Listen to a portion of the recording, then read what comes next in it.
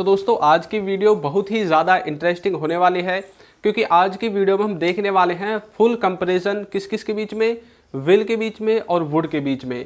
यानी कि जैसे कि विल हैव होता है, वुड हैव होता है, विल भी होता है, वुड भी होता है, और वुड हैव टू होता है, विल हैव टू होता है।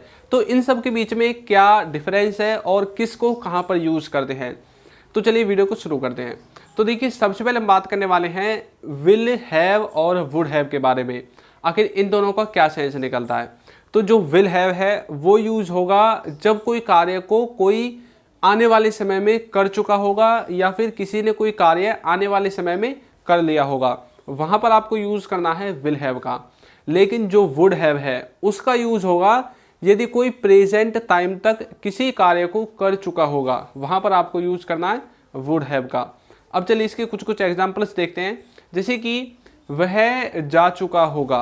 अब यहाँ पर देखिए, वह जा चुका होगा। यदि हम इसी वाक्य को फ्यूचर के लिए बोलेंगे कि भाई उस समय तक वो जा चुका होगा, तब आपको इसमें यूज़ करना है विल हैव का। तो कैसे बोलोगे, ही विल हैव गॉन, इस तरह से। लेकिन यदि आप इसी वाक्य को प्रेजेंट के लिए बोल रहे हैं कि भाई अभी तक, इसी समय तक वो जा चुका होगा, प्रेजेंट तक वो जा चुका होगा, तब आप इसमें यूज करेंगे वुड हैव का। कैसे, ही वुड हैव गॉन, यानी कि वह जा चुका होगा, इस तरह से। एक एग्जांपल और देखते हैं, वो खेल चुका होगा। वो खेल चुका होगा, इसका मतलब है कि हम फ्यूचर के बारे में बोल रहे हैं कि भाई फ्यूचर में, आने वाले समय में इस टाइम तक वो खेल चुका होगा, तो हम बोलेंगे ही विल हैव प्लेड। लेकिन यदि हम प्रेजेंट के लिए बोल रहे हैं कि अभी इसी समय तक, जब मैं इस बात को बोल रहा हूँ तब तक वो खेल चुका होगा, तब आपको यूज़ करना है वुड हैव का। तो कैसे बोलोगे, ही वुड हैव प्लेड। तो इस तरह से आप विल हैव और वुड हैव में डिफरेंस कर सकते हैं।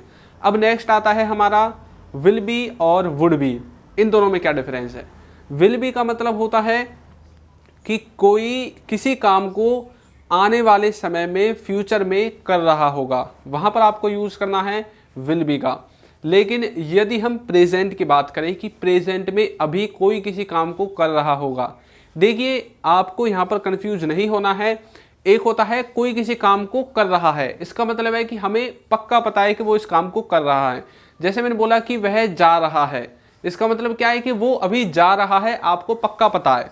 लेकिन यदि आप बोलेंगे कि वो जा रहा होगा, इसका मतलब क्या है कि आपको पक्का नहीं पता, आप सिर्फ अंदाजे से बोल रहे हैं कि आपके हिसाब से वो जा रहा होगा। अब ये जो मैंने बात बताई है ये आपको आगे सेंटेंस में पता चलेगी। अभी मैंने बोला था कि वो जा चुका होगा, ये बोला था विल हैव के द्वारा। अब हम बोल रहे हैं कि वह जा रहा होगा, ये बोल रहे हैं हम फ्यूचर के लिए कि आने वाले समय में कोई जा रहा होगा, तब आपको यूज़ करना है विल बी का, ही विल बी गोइंग। लेकिन यदि आप इसी वाक्य को प्रेजेंट के लिए बोलेंगे कि वह जा रहा होगा, अभी इसी टाइम वह जा रहा होगा, लेकिन आपको कंफर्मेशन नहीं है, आप पक्का नहीं बता रहे, लेकिन अपने हिसाब से बोल रहे हैं कि भाई वो जा रहा होगा, तब आप यूज़ करेंगे वुड बी का। कैसे बोलोगे, ही वुड बी गोइंग, इस तरह से। एक बात आपको हमेशा याद रखनी है कि वुड का यूज हम कंडीशनल सेंटेंसेज में भी करते हैं, लेकिन ये जो सेंटेंसेज मैं आपको बता रहा हूँ ये कंडीशनल नहीं है। यदि आपको कंडीशनल सेंटेंसेज को सीखना है तो उसके लिए आपको अलग से वीडियो देखनी पड़ेगी। अब हम देखते हैं इसके कुछ और एग्जाम्पल्स। जैसे कि वह पढ़ रहा होगा, तो इसकी इंग्लिश बनेगी ही विल बी स्टडिंग। इसका मतलब है कि वो आने वाले समय में पढ़ रहा होगा। यदि हम प्रेजेंट की बात करेंगे कि अभी इसी वक्त मेरे बोलते टाइम वो पढ़ रहा होगा, तो यहाँ पर हमें यूज़ करना पड़ेगा वुड बी का। कैसे बोलोगे, ही वुड बी स्टडिंग, इस तरह से। तो आपको विल बी और वुड बी ये दोनों भी समझ में आ गए होंगे। अब नेक्स्ट है हमारा विल हैव टू और would have to. Will have to का क्या मतलब होता है। विल हैव टू का मतलब होता है कि आने वाले समय में किसी को कुछ करना पड़ेगा, यानी कि आप अभी से उसको बता रहे हो। जैसे कि आप किसी रेस्टोरेंट में गए और आपने वहाँ पर खाना खाया, उसके बाद आपने चेक किया कि खाना तो हमने ज़्यादा का खा लिया और हमारे जेब में पैसे कम। अब आप क्या बोलोगे अपने दोस्त से कि मेरे पास तो पैसे कम है, तुम्हें भी पे करना पड़ेगा।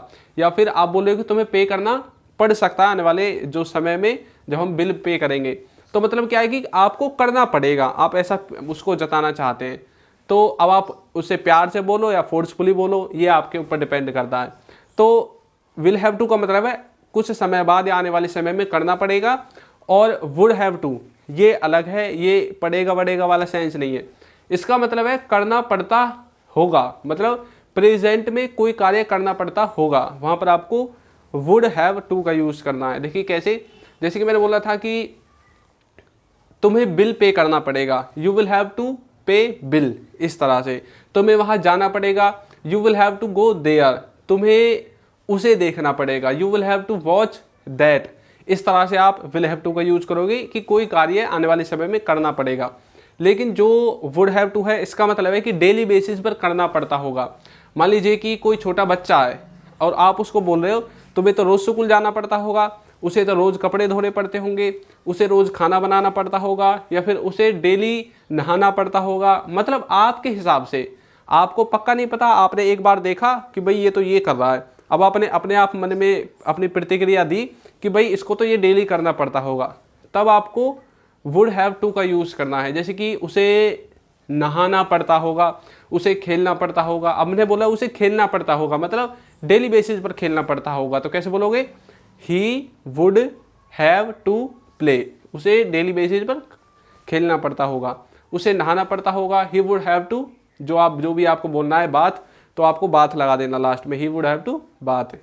तो दोस्तों आपको वीडियो कैसी लगी है ज़रूर बताइएगा, और यदि आपका रियली में विल और वुड इन दोनों के बीच में डिफरेंस क्लियर हुआ है तो कमेंट करके बिल्कुल बताना ना भूलें।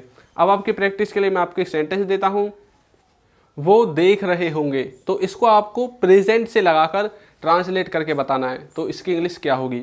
तो दोस्तों वीडियो आपको कैसी लगी है ज़रूर बताइएगा, और यदि अभी तक आपने हमारे चैनल को सब्सक्राइब नहीं किया है तो चैनल को सब्सक्राइब कर दीजिए, वीडियो को लाइक कर दीजिए, और एक अच्छा सा कमेंट करना बिल्कुल ना भूलें। Thank you.